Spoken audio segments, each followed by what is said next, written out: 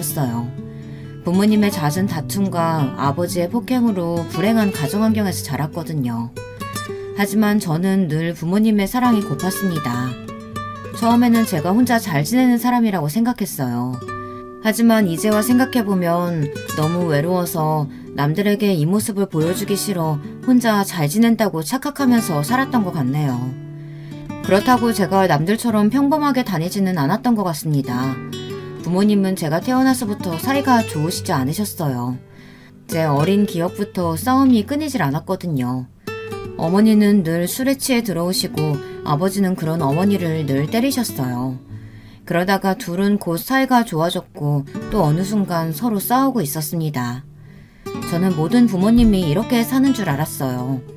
그리고 부모님은 늘 화가 난 상태로 저에게 얘기를 해서 저 또한 화난 말투로 얘기를 했어요.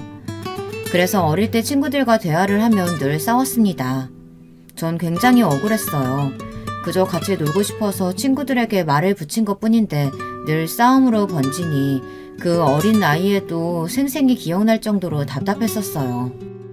하루는 친구 어머니가 찾아와 자식 교육 똑바로 안 시키냐고 욕을 퍼부었어요. 그 이야기를 들은 어머니는 화가 잔뜩 나서 저를 때렸습니다. 저는 너무 아팠지만 제가 잘못됐다고 생각해서 맞고만 있었어요. 그리고는 팬티바람으로 쫓겨났습니다. 너무 추워 신문지라도 찾아야 하나 싶었지만 너무 창피해 움직이지를 못했어요. 다행히 옆집 할머니께서 저를 발견해서 저는 옆집으로 가서 몸을 녹였습니다. 할머니 집에 들어서니 구수한 된장 냄새가 났어요.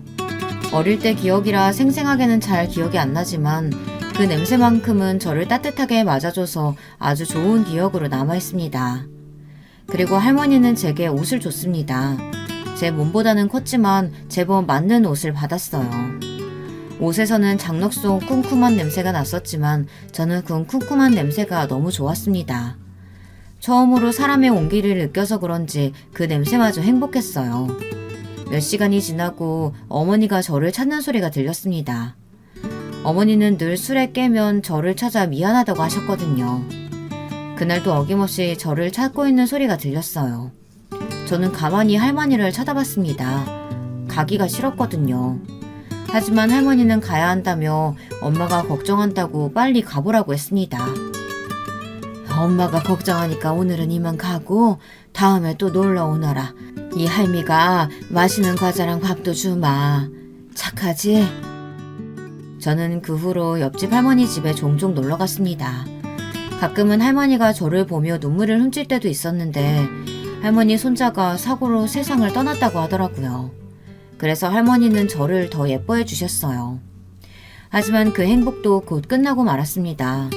그날도 어김없이 옆집 할머니 집으로 놀러 갔는데 들어가자마자 식은땀이 나고 온몸이 붓고 말았어요.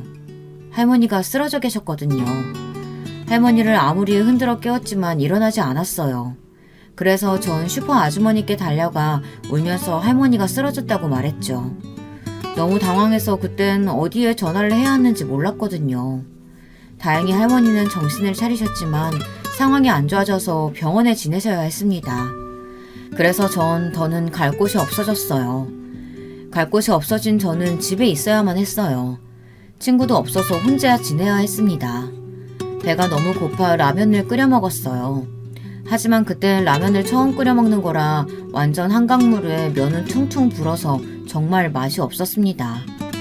라면을 먹는데 옆집 할머니가 너무 보고 싶어 닭똥 같은 눈물을 흘리며 라면을 먹었습니다. 너무 맛이 없어 버리고 싶었지만 음식을 버렸다고 맞을까 입에 꾸역꾸역 넣었습니다. 결국 저는 체해서 그날 고생을 했었어요. 부모님 두 분 다 계시지 않아서 혼자 끙끙 앓아야 했어요. 하지만 너무 참을 수 없이 열도 나고 계속 토를 해서 어머니에게 전화를 할 수밖에 없었습니다. 약 있잖아. 약 먹어. 엄마, 열도 나고 너무 아파요.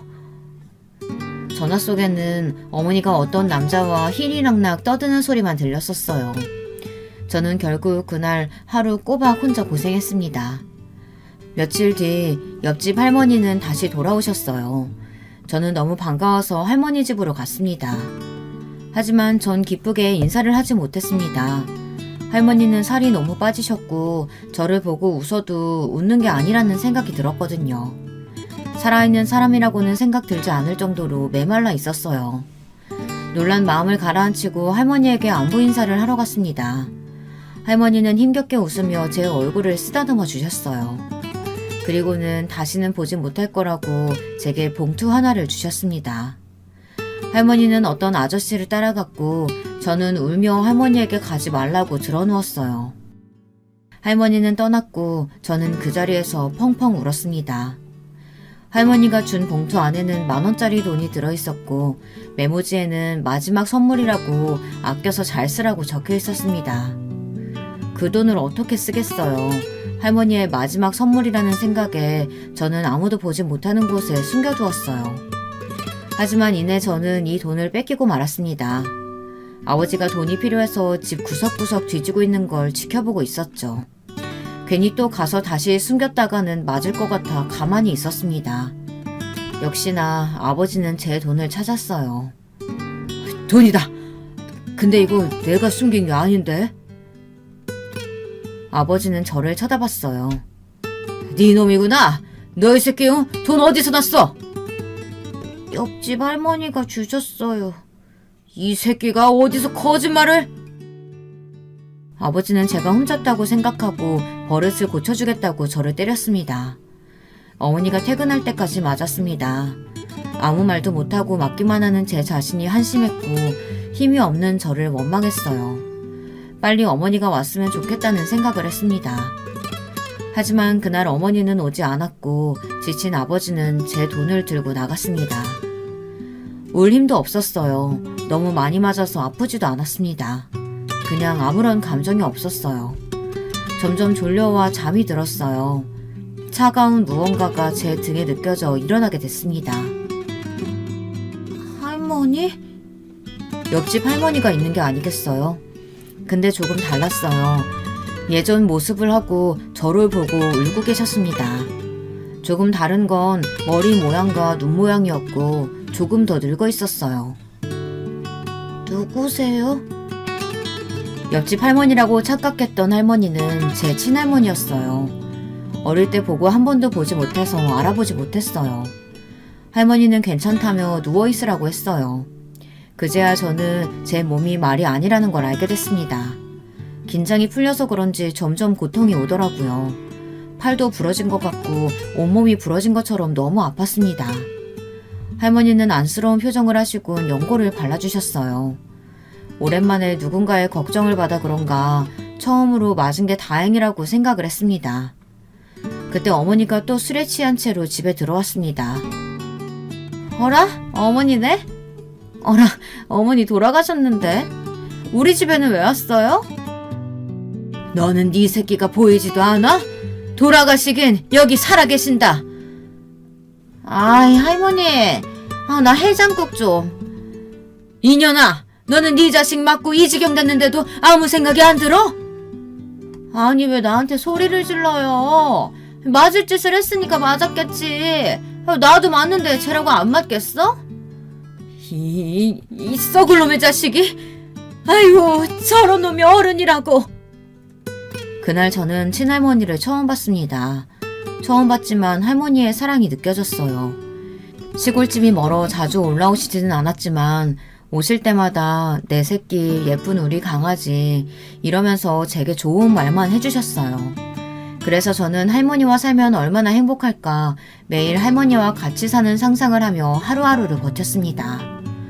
부모님은 여전했습니다. 집안은 늘 싸움 소리만 들렸고 아버지는 분이 풀릴 때까지 어머니를 때렸어요. 아버지가 나가면 어머니는 술을 찾아 취할 때까지 마셨고 취한 어머니는 저를 때리며 저를 원망했습니다. 그리고는 술이 깨서는 저를 보고 미안하다고 안아줬어요. 그런 어머니의 품이 싫지는 않았어요. 그냥 술이 깬 모습이 진짜 어머니고 술에 취한 어머니는 술귀신이 붙어서 그런 거라고 생각했습니다. 술버릇이라고 생각하고 참았는데 어느 날은 경찰이 온 게 아니겠어요. 하지만 경찰은 애를 그렇게 혼내면 안 된다고 살살 혼내라고 하곤 그냥 갔습니다. 이런 생활을 반복해서 지내왔어요. 하루는 학교를 갔다 오니 이상한 소리가 들렸어요. 안방에서 나길래 제가 누구 있냐고 물어봤고 그때 쿠다다당 하는 소리와 함께 어머니가 안방으로 나왔어요. 어머니는 아주 놀란 눈으로 제게 왜 이렇게 일찍 왔냐고 물어봤어요. 평소 하교하는 시간에는 어머니가 집에 있을 리가 없으니 몰랐겠죠. 그리고는 아버지에게 말하지 말라고 하곤 안방에서 처음 보는 아저씨가 나오는 게 아니겠습니까? 근데 어디서 본 아저씨였어요. 아버지 친구였습니다. 가끔 저희 집에 와서 술도 마시고 자고 가고 아버지와 아주 친한 친구라고 생각했는데 어머니와 그렇고 그런 사이라니. 아저씨는 제게 용돈을 주고 절대 얘기하면 안 된다고 말하고는 어머니와 나가셨어요. 하지만 이게 다 아버지 잘못 아니겠어요? 누가 때리는 사람을 좋아하겠습니까? 아저씨는 아버지와 다르게 젠틀한 이미지거든요. 저는 하루하루가 괴로웠습니다. 하지만 이게 다행인지 불행인지 아버지가 아시게 됐습니다. 아저씨를 저희 집에 초대해 같이 저녁을 먹었어요.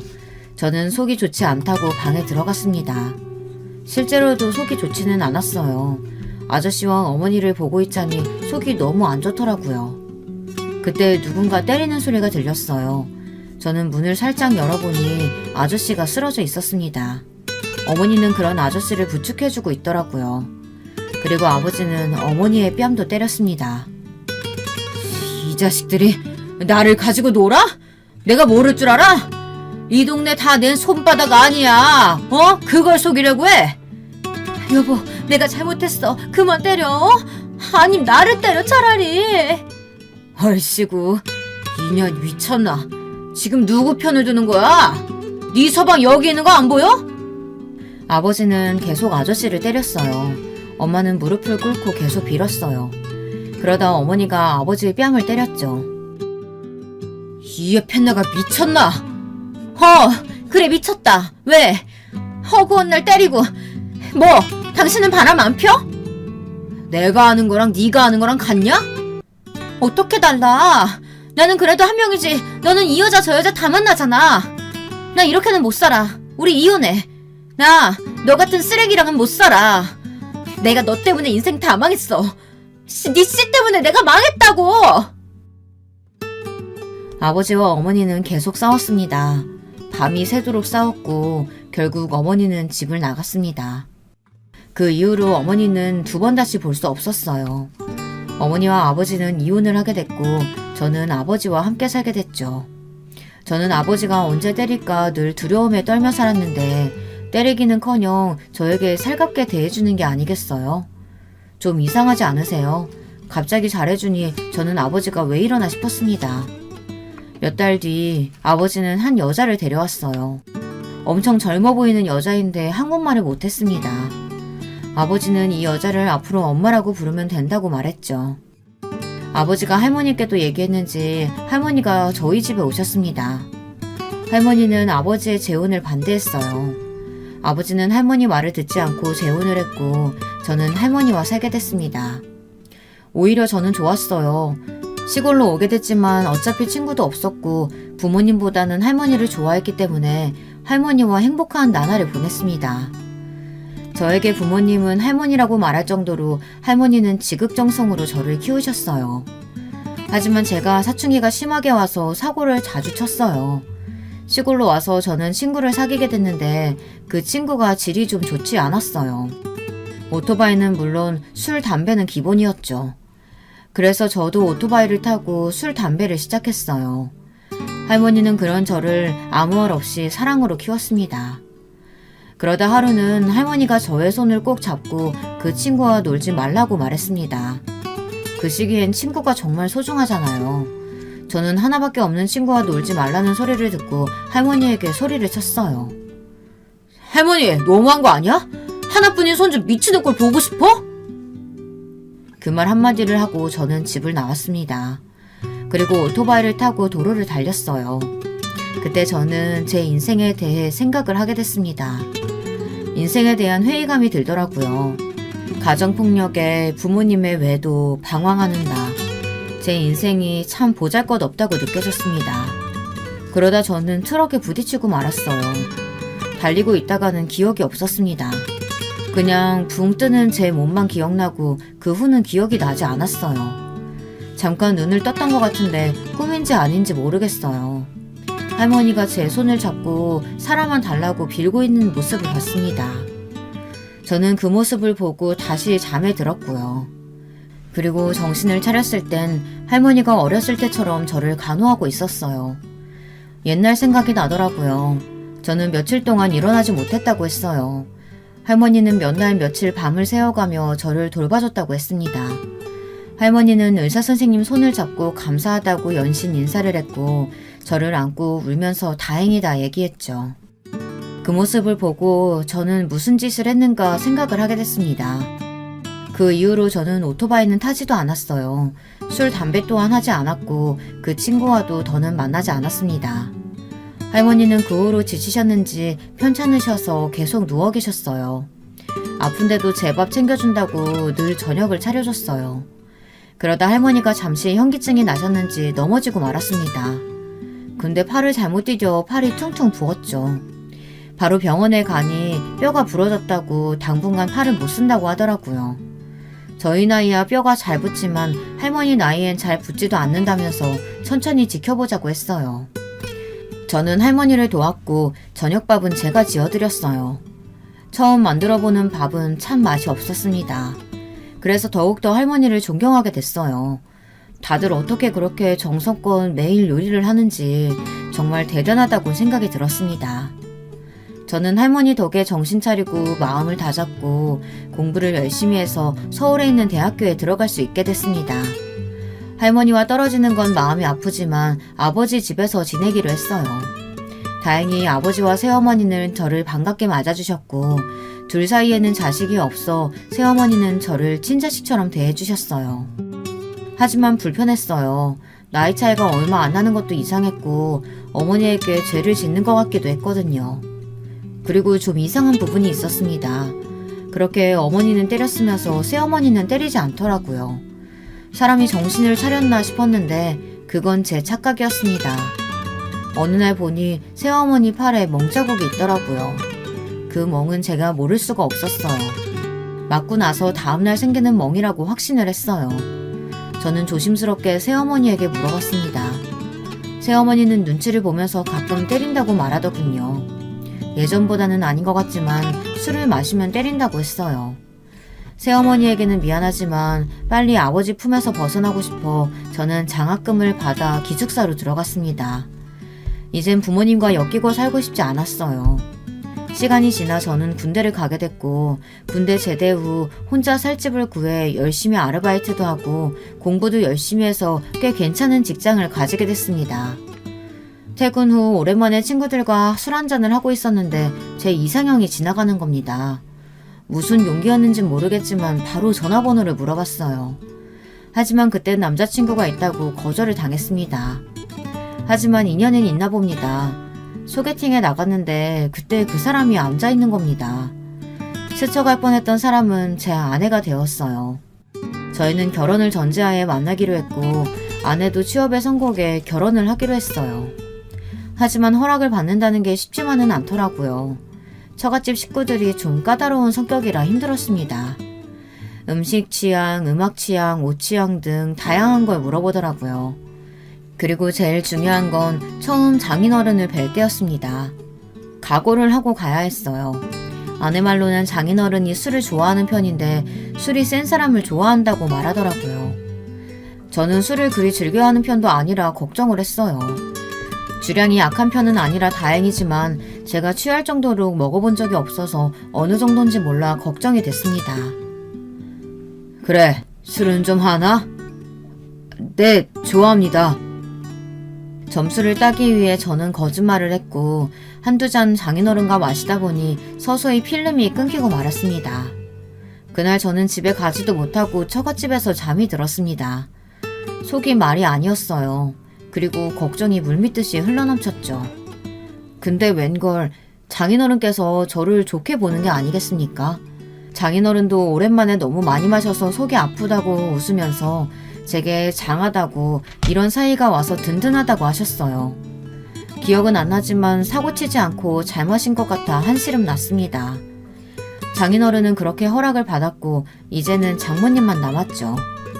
분명 취향 이야기를 말했을 땐 저를 꽤나 마음에 드는 눈빛으로 본 것 같았지만 장모님은 완전히 허락한 건 아니라고 말했습니다. 장모님은 제가 부모님과 연락을 하지 않는다고 하니 이상하게 생각하시는 것 같았어요. 모든 속사정을 말했다가는 결혼을 반대할 것 같아서 그냥 성격 차이로 이혼을 했는데 서로 재혼을 해서 연락을 피하고 있다고 거짓말을 했어요. 대신 할머니 손에 자라 부모님 같은 존재라고 말했습니다. 상견례를 따로 하지는 않았고 아내와 제가 할머니 댁으로 가기로 했어요. 할머니 댁으로 가는 날 할머니께 아내를 소개시켜줄 생각에 들떴지만 아내는 표정이 좋지 않더라고요. 왜 그래? 어디 아파? 아니, 제 물음에 아내는 점점 표정이 굳어갔습니다. 이유라도 알면 해결을 해줄 텐데 모르니까 답답했어요. 몇 분 뒤 아내는 말을 열었어요. 왜 말 안 했어? 저는 아내의 말에 식은땀이 났습니다. 잘못한 건 없지만 괜히 그런 말을 들으면 잘못한 게 있나 생각을 하게 되더라고요. 저만 그런가요? 저는 아무리 생각해도 떠오르는 게 없었습니다. 나는 이렇게 시골인지 몰랐어. 이 정도면 자기가 모셔와야 하는 거 아니야?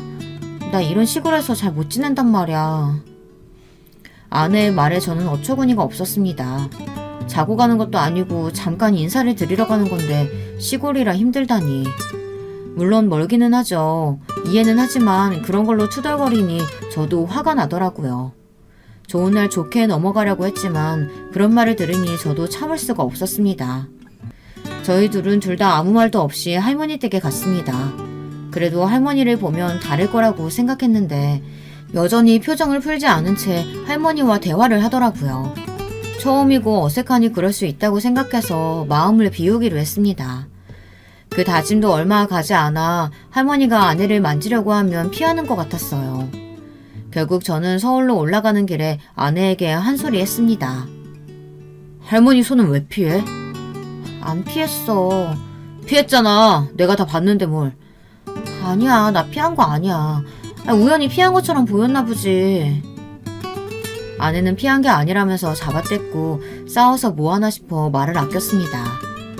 저희는 그렇게 결혼을 하게 됐고 신혼을 즐기고 있었어요. 아주 치열하게요. 저희는 생활 패턴이 맞지 않아 많이 싸웠습니다. 제 아내는 정말 더러웠습니다. 연애할 때는 너무 깔끔해서 결벽증이 있는 게 아닌가 걱정할 만큼 깨끗했는데 속아서 이혼을 하고 싶을 만큼 너무 지저분했어요. 밥을 먹고 치우지 않는 건 물론이고 팩을 하고 화장대에 그대로 둔다거나 아이스크림을 먹으면 아내가 어디서 먹었는지 알 정도였죠. 그 자리에 그대로 두고 자기 할 일을 하더라고요. 저는 정말 사소한 거지만 계속 치우지 않으니 스트레스를 받았어요. 하루는 제가 치워주지 않기로 결심을 하고 일주일 동안 지켜봤는데 일회용 렌즈, 팩, 화장품, 옷, 먹다 남은 과자들 다 점점 쌓이기 시작하더라고요. 옷이야 그렇다 치고 간단한 쓰레기 정도는 그냥 바로 버릴 수 있는 거 아닙니까? 하루는 일회용 렌즈가 벽에 붙어 있는 겁니다. 이거 정말 장난이 아니고 진짜로요. 아니 그걸 왜 벽에다 붙이죠? 여러분은 이해가 가나요? 참다 저는 폭발하고 말았습니다. 당신 제발 치우면 안 될까? 나도 더 이상 치워주기가 힘들어서 그래. 제발 좀 치우고 살자. 참고 참다가 저는 아내에게 얘기를 했습니다. 응? 왜? 나름 정리했는데. 쓰레기 쌓아두는 게 정리야? 답답할 노릇이었어요. 다들 그런 경험 있나요? 말문이 턱 막히는 그런 경험이요. 아내의 순수한 표정을 보니 어디서부터 어디까지 말을 해야 할지 모르겠더라고요. 아니, 그건 정리가 아니고 그냥 밀어둔 거지. 쓰레기를 정리하는 게 어딨어. 그냥 치우면 되는 거지. 그럼 자기가 하면 되잖아. 그러니까 이때까지 그랬는데 이제는 좀 지쳐서 당신도 좀 하라고 말하는 거야. 나도 참다가 안 될 것 같아서 좋게 얘기하는 거야. 그게 좋게 얘기하는 거야? 자기는 인상 쓰고 얘기하는 게 좋게 얘기하는 건가 보다. 아내는 제 말보다 표정에 꽂혀서 계속 표정 이야기만 했습니다. 결국 정리 문제는 무용지물이 되었어요. 정말 답답했습니다. 말이라도 통하면 대화라도 해볼 텐데 대화는커녕 싸우기만 하니 물론 제가 조금 세게 이야기하는 것도 있을 겁니다.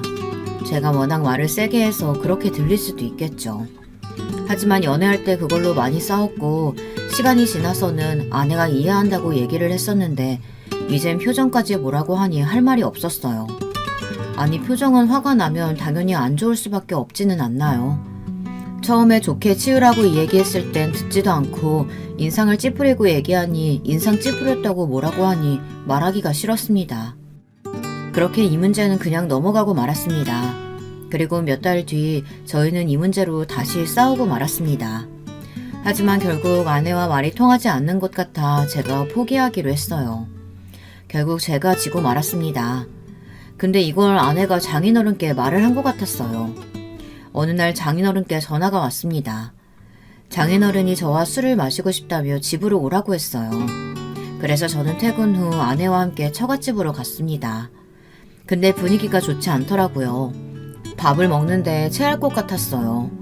장인어른과 술 한잔 하는데 조금 알딸딸해지자 장인어른이 제게 한마디 하더라고요. 내 딸 소중한 아이라 잘 좀 부탁한다. 아내가 소중한 아이라며 제게 잘 부탁한다고 딱 이 한마디 하셨습니다.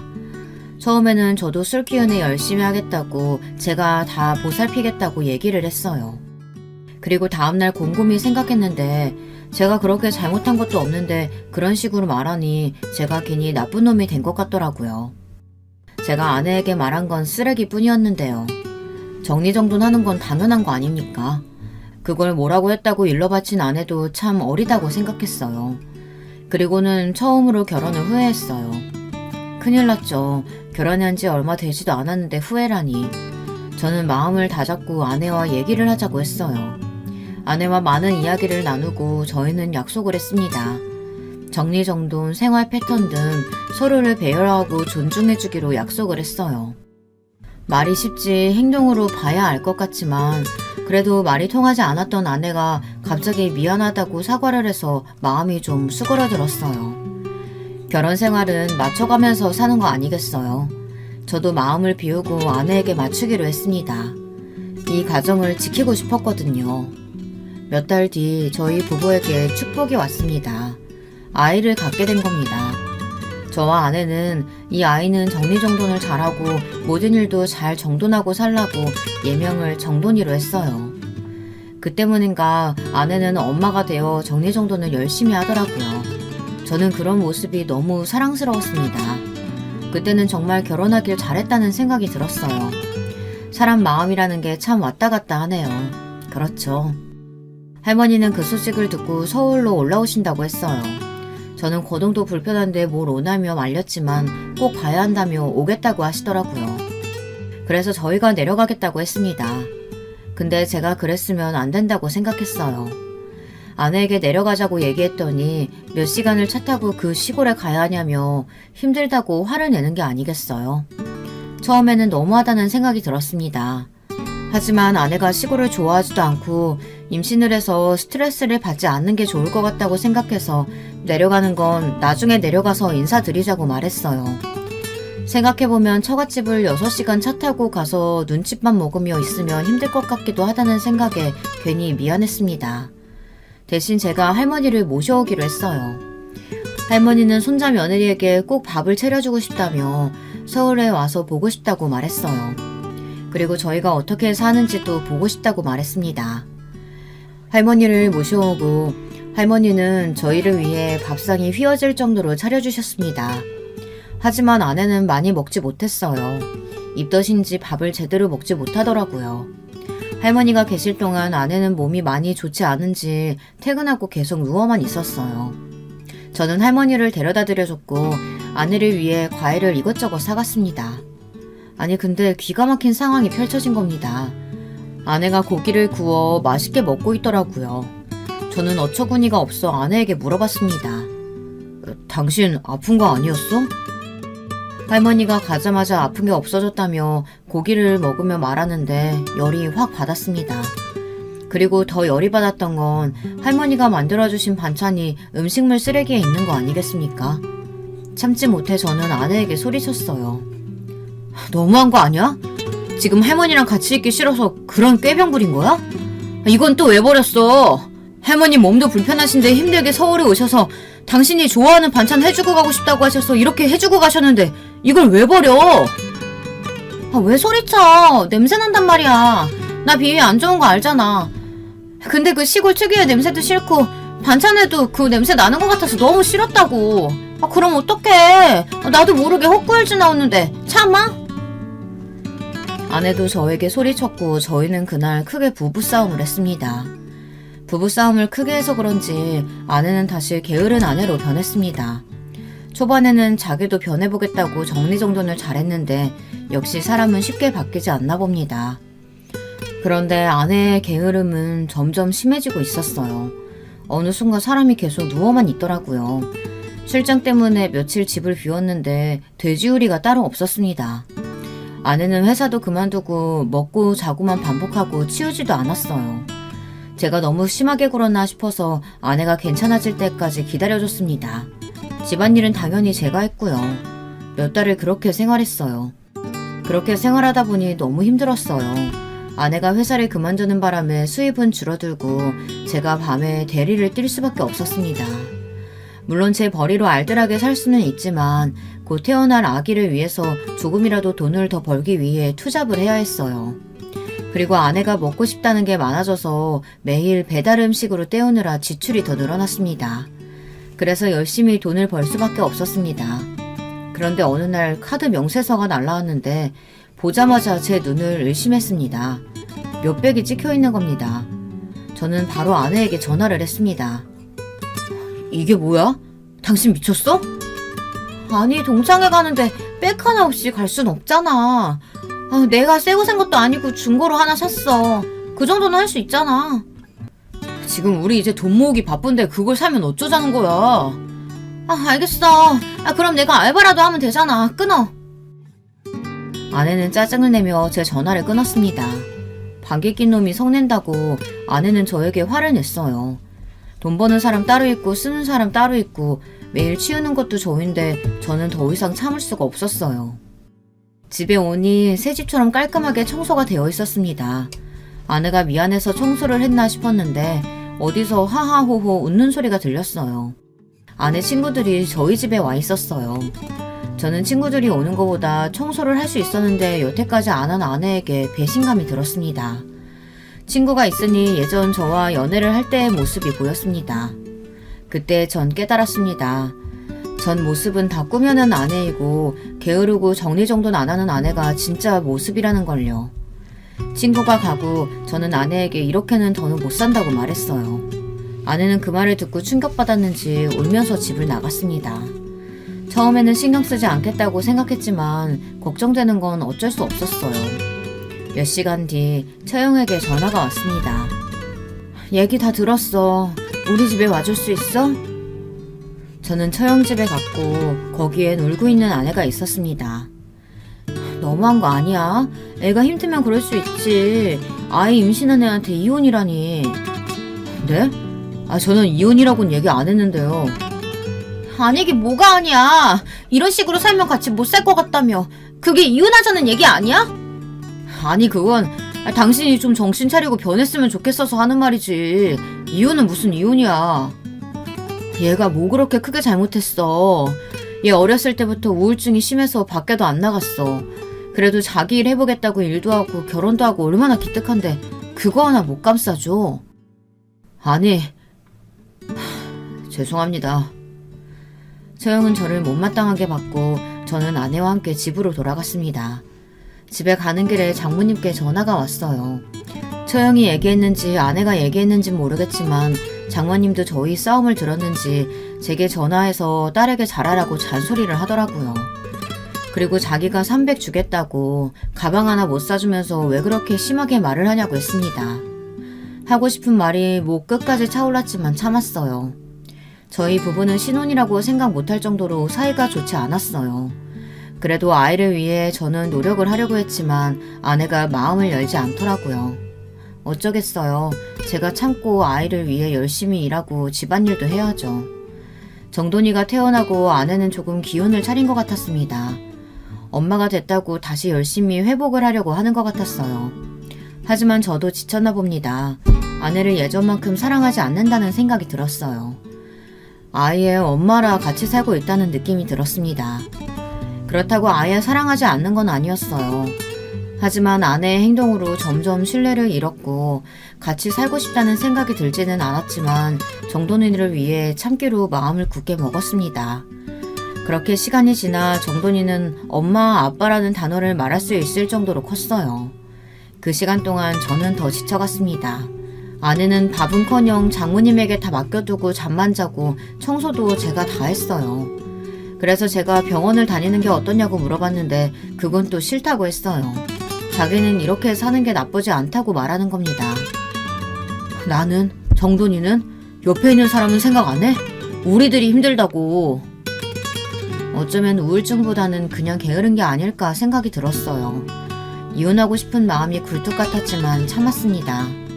그런데 그날이 오고 말았어요. 저의 모든 분노가 터지고 말았습니다. 할머니가 제 아들을 보고 싶다고 6시간을 버스를 타고 올라왔어요. 할머니가 제게 전화하는 걸 잊고 그냥 저희 집에 찾아온 거였어요. 정돈이는 자고 있어 보지 못했고 아내는 뚱하게 할머니를 맞이했습니다. 이제는 화도 나지 않았어요. 바라지 않았어요. 그냥 제가 잘하면 되니까 신경 쓰이지도 않았어요. 할머니가 밥을 해주셨는데 아내는 깨작깨작 먹더라고요. 할머니는 걱정돼서 물어봤는데도 아내는 대충 얘기를 하더라고요. 대신 제가 할머니에게 더 살갑게 대했죠. 그때 정돈이가 깼는지 저를 찾더라고요. 할머니는 정돈이를 볼 수 있다는 생각에 들뜨셨고 정돈이는 처음으로 할머니를 봤죠. 증조할머니야. 증조할머니 안녕하세요. 할머니가 정돈이가 귀여운지 볼을 만지셨어요. 그때 저는 아내의 말을 듣고 뚜껑이 열리지 않을 수가 없었습니다.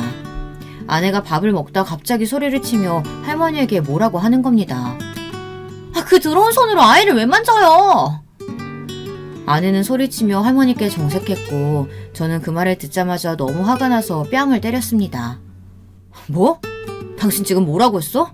더러워? 지금 할머니한테 더럽다고 했어? 할머니 손이 고운 건 아닙니다. 일을 얼마나 오래 해오셨겠어요. 거칠고 여기저기 상처가 많았어요. 근데 그걸 더럽다고 아이를 만지지 말라고 하는데 화가 날 수밖에 없었어요. 다들 그런 소리를 들으면 열이 확 받지 않나요? 저는 홧김에 이혼 얘기를 꺼냈습니다. 더러운 건 당신이지. 청소도 안 해, 씻지도 않아. 뭐 제대로 하는 거 없이 누워만 있고. 우리 이혼해. 당신 엄마 자격 없어. 나 이렇게는 못 살아. 이혼해. 뭐? 이혼? 지금 말 다 했어? 고작 이런 걸로 이혼을 해? 아니, 못해. 그렇게 소리치고 아내는 밖으로 나갔습니다. 어디로 갈지 뻔했어요. 장모님 댁 아니면 처형에게 갔을 거라 생각했어요. 저는 할머니께 죄송했습니다. 할머니 죄송합니다. 못난 모습 보여드렸어요. 아유, 며느라가가 걱정이지. 너는 거기서 때리면 어떡하니? 그 고운 뺨을 때리면 어째? 젊은 처자 눈에는 늙은이 손이 더러워 보일 수도 있지. 지 새끼 걱정돼서 하는 말이겠지. 너 가서 빌어라. 잘못했다고. 할머니는 오히려 아내를 감쌌습니다. 몇 시간 뒤 갑자기 처갓집 식구들이 다 저희 집에 와서 소란을 피우기 시작했습니다. 이 버릇없는 놈이 우리 딸을 울려? 장인어른은 저를 때렸습니다. 순간 저는 몸이 기울어졌고 식탁에 머리를 부딪혔어요. 심하게 부딪힌 건 아니지만 모서리를 부딪히는 바람에 피가 났습니다. 할머니는 놀라 발을 동동 구르시고 장모님은 할머니에게 한 소리 했어요. 아니 어르신, 왜 함부로 애 얼굴에 손을 대요? 그러다가 균이라도 옮기면 어쩌시려고 그래요? 그리고 이서방, 자네도 그렇다고 이혼 얘기를 해? 전에도 그렇고 이거 아주 안 되겠구만. 그래, 차라리 이혼해. 나도 자네 같은 사위 두는 거 쪽팔리네. 장모님, 아무리 장모님이라 해도 저 참지 않을 겁니다. 저희 할머니 늘 깨끗하게 씻으시는 분이고 균 같은 거 세상 사람들 다 갖고 있습니다. 이혼 잘 됐네요. 대신 제 아들은 제가 키울 겁니다. 뭐시? 지금 누구 배 아파서 낳은 자식인데 네가 키워? 이 자식이 입 밖으로 내뱉는 말이라고 다 말인 줄 아나? 장인어른은 저를 또 때리려고 했습니다. 그 순간 할머니가 장인어른을 맞고는 무릎을 꿇고 자기가 잘못했다고 다시는 안 오겠다며 싸우지 말라고 빌더라고요. 저는 그 모습을 보고 억장이 무너졌습니다. 그렇게 사고를 쳐도 무릎을 꿇지 않았던 할머니인데 욕을 들어가면서도 무릎을 꿇다니 있을 수 없는 일이었어요. 이혼 이야기는 열이 받아서 홧김에 나온 말이었는데 이혼을 해야 하나 고민을 했습니다. 이런 사람들과 가족이 되기는 싫었거든요. 여러분 같으면 어떻게 하실 건가요? 저는 아이를 생각해서라도 이 가정을 지켜야 하나 많은 고민이 되기 시작했습니다. 하지만 처갓집 식구들은 할머니의 말을 들을 생각도 하지 않았어요. 장인어른, 지금 제가 좋게 얘기할 때 저희 집에 나가주세요. 저기 그렇게 소중한 따님, 회사 육아휴직이 아니라 그냥 그만둔 겁니다. 청소도 안 하고 매일 돈만 쓰고 저희 아들보다 못합니다. 제가 대리운전 하는 건 아세요? 장모님과 장인어른은 처음 듣는다는 듯이 아내를 쳐다봤습니다.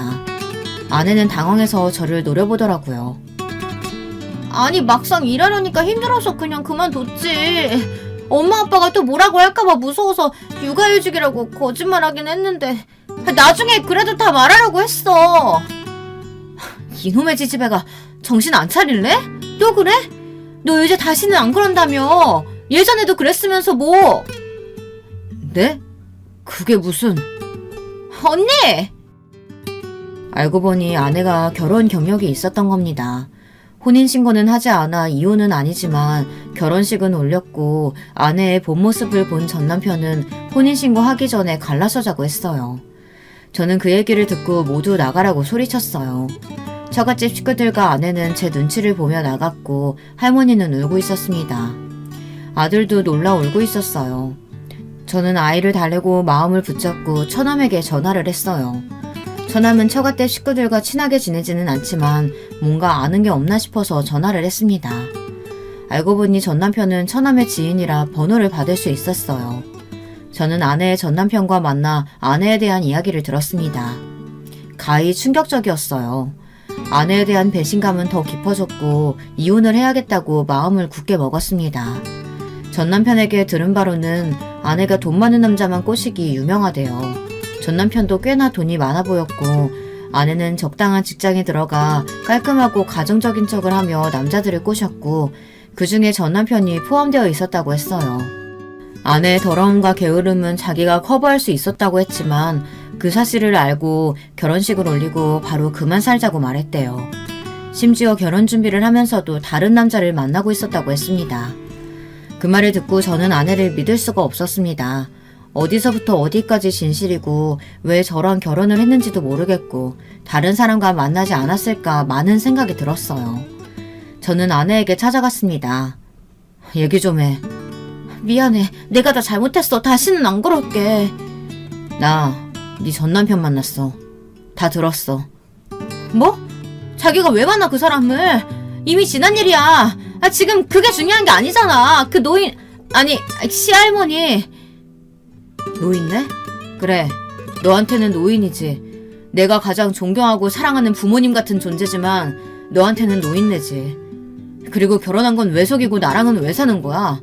돈 많은 남자 꼬시고 다니는 게 취미라며. 난 뭐 돈도 없고 백도 없는데 나 같은 애랑 왜 살고 애까지 낳아서 사는 거야? 아내는 저에게 미안하다고 자기가 다 잘못했다고 빌었어요. 예전에 철이 없어서 한 짓이라고 저를 만나고 제대로 된 사람을 만나 결혼했다고 했습니다. 하지만 믿기지 않았어요. 속이고 결혼한 사람 말을 믿을 수 있겠어요. 저는 무척 혼란스러웠습니다. 저는 아내에게 빠른 시일 내에 헤어지자고 말했습니다. 그리고는 집으로 돌아갔어요. 그리고 몇 시간 뒤 또 장모님과 정인어른 아내가 집에 찾아왔습니다. 이제는 지긋지긋했어요. 힘없이 저는 열어줬어요. 장인어른은 제게 무릎을 꿇으며 빌기 시작하더라고요. 내가 자식을 잘못 키웠네. 한 번만 용서해주면 내가 이놈 잘 타일러서 보낼 테니 걱정 말게나. 아내도 눈치를 보며 제 앞에 무릎을 꿇고 미안하다고 사과를 했어요. 근데 그마저도 장모님이 시켜서 하는 거였어요. 그 모습을 보고 저는 저런 사람이 우리 아이 엄마라는 생각에 차라리 이혼하는 게 맞다고 생각했어요.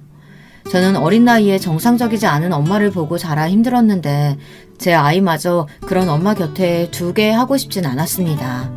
저는 단호하게 거절했습니다. 장인어른 장모님, 저 다 압니다. 다 들었어요. 다 듣고도 제가 이 사람이랑 같이 살아야 됩니까? 저 제 가족 끔찍히 아낍니다. 그래서 아내가 청소도 안 하고 일도 안 나갈 때 내가 다 벌면 되지 조금만 참자 이렇게 참으며 살아왔어요. 제 아들을 위해서라도 엄마가 필요하니 이혼은 참았는데 보니까 엄마가 엄마다워야 같이 살죠. 아내는 눈물을 흘리며 빌었지만 저는 그만 울고 정신 차리고 다음에 보자고 했어요. 할머니가 빌 때는 듣지도 않았으면서 정작 자기네들이 잘못했으니 싹싹 비는 모습을 보니 속이 다 시원했습니다. 그렇게 저는 아내와 이혼을 하게 됐고 저는 아들과 함께 작은 집으로 이사가 둘이 살게 됐습니다. 할머니와 같이 살고 싶었지만 할머니는 평생 시골에서 살아 도시가 답답하다며 계속 시골에서 살기로 했어요. 그리고 아버지는 결국 새어머니가 경찰에 신고했다고 했지만 금방 풀려나 새어머니는 도망쳤다고 했습니다. 아버지가 돈이 떨어졌는지 할머니에게 찾아가 돈 좀 빌려달라고 하는데 제가 몇백 주고 다시는 오지 말라고 오면 신고할 거라고 말하니 아버지는 좋다고 그냥 가셨어요. 하지만 곧바로 돈이 다 떨어졌는지 다시 저희 집으로 찾아왔습니다. 그런데 제 아들과 함께 있는 모습을 보는데 속이 울렁거리더라고요. 아들에게까지 폭력을 쓸까봐 조마조마했습니다. 저는 결국 아버지에게 해서는 안 될 짓을 하고 말았어요. 순화시켜서 말하겠습니다. 다시 한 번 더 오면 그때는 아버지고 뭐고 없다고 협박을 했어요. 물론 아들은 못 보게 방에 들어가게 했고 아버지는 제가 진심이라는 걸 알았는지 마지막으로 제가 주는 돈을 받고 사라졌습니다. 안 그래도 이혼 때문에 힘들었는데 아버지 일 때문에 더 힘들었어요. 잠도 제대로 못 자고 친구들이 저희 집에 와서 안부를 물을 정도로 매일 지쳐 쓰러지고 삶에 희망이 보이지 않아 늘 술을 마시고 누워 있었습니다. 마음 같아서는 일도 가기 싫었지만 아들을 위해 일은 해야 했어요. 그런 모습을 보고 할머니도 걱정이 되셨는지 한동안은 저희 집에 계셨습니다. 이놈아, 정신 차리고 네 새끼 키워야지. 일어나. 네가 잘 살아야 저놈의 강아지도 잘 살지. 네 새끼 보기 부끄럽지도 않아? 어서 정신 차려. 한 달 뒤 할머니 덕분에 저는 회복할 수 있었습니다. 부모 복은 없지만 그래도 저를 사랑해주는 할머니가 계시고 제 사랑스러운 아들이 있으니 마음을 붙잡고 살아야겠지 않습니까? 할머니 연세가 93살이신데 그 나이 치고는 정정하셔서 쭉 오래오래 사셨으면 좋겠네요. 아들과 할머니와 오래오래 잘 살고 있겠습니다. 제 사연 들어주셔서 감사합니다. 여러분, 두 번째 사연 시작하기 전에 좋아요, 구독 꼭 눌러주실 거죠? 그럼 두 번째 사연 바로 시작합니다. 안녕하세요. 저는 지방에 사는 40대 여자입니다. 얼마 전 저에게 너무 통쾌하고 웃긴 일이 있어서 주변에 말했더니 제보하라고 하기에 제보하게 됐어요. 특히 제 사정을 잘 아는 오랜 친구들이 드디어 저도 가족 덕을 보긴 한다고 웃으며 말하기에 저도 웃음이 나왔습니다. 왜냐하면 제가 친구들은 별로 없는 제 고향 친구들인데 우리 집이 동네에서 아주 유명했거든요. 좋은 쪽으로 유명했으면 얼마나 좋았을까요? 우리 집은 흔히 말하는 콩가루 집안입니다. 아빠와 엄마는 어렸을 때 생각하면 그때도 계속 싸우고 계셨어요. 싸우는 소리가 듣기 싫어 귀를 틀어막고 자고 또 일부러 집에 들어가지 않은 적도 있습니다. 아빠는 특정한 직업조차 없었는데 하루 벌어오면 그 번 돈으로 우리를 가져다 주는 게 아니고 본인의 도박에 투자했어요. 막노동하러 가면 그때는 바로 일당을 줬는데 그럼 그걸로 술을 마시고 도박을 하고 번 돈을 까먹기만 한 게 아니고 심지어 빚까지 만들어 왔습니다. 그럼 또 엄마는 그런 아빠와 싸우고 아빠는 돈 내놓으라고 난리치는 생활이었죠.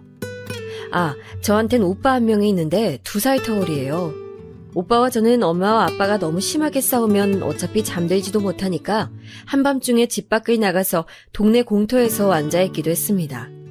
오빠와 전 어릴 때, 그때가 아마 초등학생이었던 것 같은데 그때 우리끼리 저럴 거면 그냥 이혼하지 왜 같이 사는 걸까 서로 얘기하곤 했어요. 엄마는 아빠가 능력이 없고 또 집에서 워낙 행패를 부리니까 본인이 나가서 돈을 벌어오셨습니다. 우리 엄만 살면서 아빠 때문에 안 해본 일이 없는데 식당에서도 일하고 공장에서도 일하고 닥치는 대로 일하셨어요. 어렸던 오빠와 저는 그런 엄마를 기다리며 뜬 눈으로 꾸벅꾸벅 졸며 집에서 기다리다 잠들었죠. 엄마가 그래도 우리 먹으라고 밥은 해놓고 가셨는데 그걸로 오빠와 데워 먹겠다고 했다가 집에 불이 난 적도 있습니다. 엄마는 당신 인생에 대한 한탄을 자주 하셨는데 어렸던 전 우리 엄마지만 진짜 제발 엄마가 행복했으면 좋겠다고 생각했어요. 엄마가 그렇게 벌어온 돈이 있으면 아빠는 그 돈을 가지고 도박을 하러 나가니 일부러 오빠와 제 책 중간에 돈을 숨기기도 했어요. 학교에서 교과서를 열었는데 돈이 있어서 놀랐던 적이 한두 번이 아닙니다. 그러다 정확히 제가 초등학생이고 오빠가 중학생 때 아버진 집을 나가셨어요. 아빤 그 전에도 종종 집을 나간 적이 있었는데 그래도 몇 년에 한 번은 저렇게 나가면 돈을 벌어오긴 해서 그때도 그런 줄 알았습니다. 그런데 아빤 그렇게 제가 중학교를 졸업할 때까지 집에 한 번도 온 적이 없었어요. 엄마는 쓸모도 없는 인간 차라리 잘 됐다고 하셨는데 그러면서도 아빠가 집에 올 수도 있으니 절대 이사 가면 안 된다고 하셨습니다. 그리고 안타까운 소리지만 아빠도 없고 엄마는 일하느라 바빠서 집에 신경도 못 쓰고 우리를 도와줄 조부모님도 다 안 계시니 동네에선 우리를 좋게 보지 않았어요. 똑같은 장난을 쳐도 잘 살고 부모가 멀쩡한 직업을 가지고 있는 오빠 친구는 그저 장난이고 우리 오빠가 하면 마치 범죄처럼 여겨졌습니다. 오빠는 아빠가 집을 나가고 엇나가기 시작했는데 결국 고등학교도 졸업하지 못했어요. 사연 없는 사람이 어디 있겠냐만 우리 오빠가 그렇게 비행 청소년이 된 사연이 있긴 합니다. 오빠 얘기가 제가 오늘 제보할 사연과 연관이 깊어 잠시만 짚고 넘어갈게요. 오빠는 아주 놀랍게도 초등학생 땐 전교회장이었고 선생님들도 오빠를 예뻐하셨어요. 예의 바르고 착하고 친구들도 도와주는 활발한 학생이었고 무려 초등학생 땐 공부도 잘했습니다. 친구가 많고 호전적인 성격인 오빠와 달리 저는 내성적이고 매우 조용한 성격이었는데 그런 오빠 덕분에 초등학교 생활은 아주 편했을 정도였어요. 선생님의 관심을 한 몸에 받으며 오빠는 초등학교를 졸업하고 중학교에 입학했는데 그때 우리 아빠의 행패가 아주 심했을 때였습니다. 아빠는 본인에게 돈을 주지 않으면 집에서 온갖 물건을 던지곤 했어요. 심지어 텔레비전도 던지고 집에 있던 큰 라디오도 던지고 그렇게 던지며 창문도 깨서 한겨울에 이불로 창문을 막고 잤던 적도 있습니다. 도둑이 와도 우리 집은 가져갈 게 없어서 안 들어오겠다. 엄마는 항상 한숨 쉬며 아빠의 뒷수습을 해주곤 하셨죠. 그러다 아빠가 집을 나갔다고 했잖아요. 그날이 무슨 날이냐면 아빠는 그날도 또 술을 많이 마시고 집에 왔었어요. 들어오자마자 엄마한테 돈을 내놓으라고 했죠. 어릴 때야 오빠와 전 무서우니 밖으로 나갔지만 어느 정도 크고 나서는 우리가 나가면 엄마는 혼자서 아빠를 감당해야 하니까 나가지 않고 그런 아빠를 최대한 진정시키고 말렸어요. 그날도 식탁 의자를 들고 내동댕이 치는 아빠를 오빠가 맡고 있었는데 그런 오빠가 싫었는지 아빠는 오빠에게 의자를 던졌습니다. 오빠가 그걸 피하다 의자가 창문으로 날아가서 또 창문이 깨지게 됐죠. 이웃집에 살던 옆집 할머니가 나와서 우리 집에 대고 소리를 지르며 제발 이사가라고 동네 창피하게 뭐하냐고 하셨던 기억이 나네요. 옆집 할머니는 우리 아빠를 너무 싫어해서 제가 학교 갔다 돌아오면서 마주치면 저보고 한 살이라도 어릴 때 도망가라고 했을 정도였습니다. 무튼 그렇게 또 난리치는 아빠를 막다 순식간에 오빠가 다치게 됐어요. 창문이 깨지며 유리 조각이 많았는데 거기에 얼굴을 다쳐 피가 많이 흘렀습니다. 그걸 보고 엄마는 처음으로 아빠에게 달려들어 화내셨고 아빠도 오빠가 다친 걸 보고 충격받았는지 갑자기 집 밖으로 나갔어요. 그리고 그게 제가 초등학생 때 본 아빠의 마지막 모습입니다. 급하게 엄마는 오빠를 데리고 응급실에 갔고 저 혼자 집에서 유리를 치우다 손을 베기도 했어요. 옆집 할머니가 비록 우리 아빠는 싫어하셔도 저와 오빠는 죄가 없다고 안타까워했는데 그런 저를 보고 치료를 해주셨던 게 기억이 납니다. 아무튼 그 이후로 오빠의 이마엔 큰 흉터가 남게 됐는데 오른쪽 눈썹까지 긴 흉터예요. 그걸 보고 학교에서도 놀림이 많았고 제가 차마 사연 속에 못 담는 말도 많이 들었습니다. 심지어 엄마와 오빠와 제가 길거리를 다니면 동네 주민들은 한마디씩 했어요. 아니 아들 얼굴이 왜 그 모양이 되도록 이혼도 안 하고 살아? 아우 애가 안 됐다. 아줌마 뭘 알아요.